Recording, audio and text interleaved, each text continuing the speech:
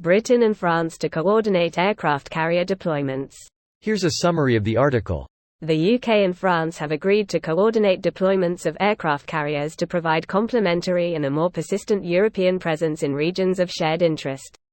As our leaders meet in Paris, the British and French armed forces are working together in response to Russian aggression in Europe, and to protect our shared values and interests across the globe. Now we will deepen our cooperation, be it supporting Ukraine today or meeting the challenges of tomorrow, from security in the Arctic to carrier deployments in the Pacific. We will also pursue a host of joint endeavors from intelligence sharing to complex weapon development.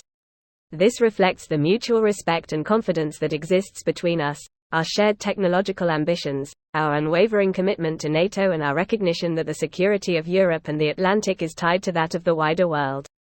During the summit, the UK and France agreed to coordinate deployments of aircraft carriers to provide complementary and a more persistent European presence in regions of shared interest. This will mean routinely providing support for each other's task groups, cooperating in exercises to prepare our carriers for warfighting, and explore opportunities for the United Kingdom and France to demonstrate the sequencing of more persistent European carrier strike group presence in the Indo-Pacific. Further integration of the UK and French armed forces over the next decade was also discussed, with a vision to enable seamless operations and draw on common intelligence, surveillance and reconnaissance data.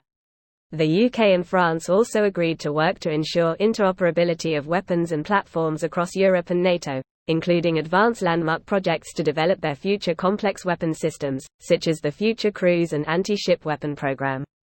An agreement was also reached on a new dialogue on defense industrial strategy, and to cooperate further on European air defense capabilities and directed energy weapons. This post received a score of 7,900, with an upvote ratio of 97%. Here are the top comments in response to this article. Looking at the last 1,000 years, I'd say that the relations have improved quite a bit. Yeah, they were historic enemies for centuries, and then in the early 20th century they just inexplicably started working together. Then WW1 bonded them and they have had close relations ever since. I'm glad, but it is such an odd example of literal centuries of antagonism just being set aside with a shrug. The inexplicable part is more commonly known as Germany. After Germany takes France, England, hey fuckface. Only I can beat up my friend. Best way to describe Britain and France is like brothers. Beating each other is fine, but as soon as someone else joins in they both team up against the other guy. Perpetual domestic disturbance. Mind you, the US saw this trait and decided to steal it, but with the twist that it was going to be perpetual state of internal domestic dispute.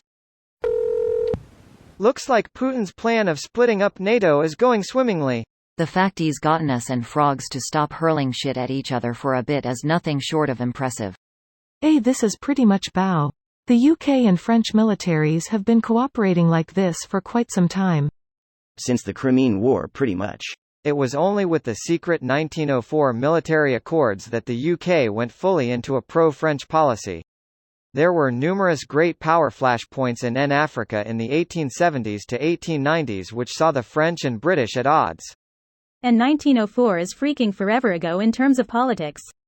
It's very easy to forget how relatively recent the world we live in actually is.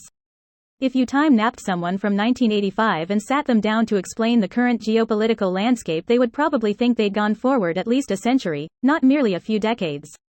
2004 is freaking forever ago in terms of politics. 1904 is ancient history.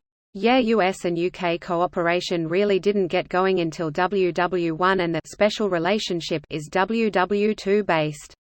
And people like to think it's always been that way, but there was a bit of unpleasantness in prior centuries. Greater than a bit of unpleasantness, a spot of bother. Greater than 300 years of -10 national public opinion. Europe does seem a bit more united since Ukraine. This reminds me of the time we had a guy come to my rugby team, who played my position, who was fucking good, and we hated each other. We literally just fought for 4 weeks in preseason. Bloke was a Kiwi, so was ready to go, and I'm just an idiot, so nobody to blame. Hated each other. Forced him to outside center. Cone first game against our old rivals? He came in out of nowhere and booted this bloke I was fighting with I'd hated since school. Just full send. Still didn't care for each other after. But I knew we were on the same side when it mattered.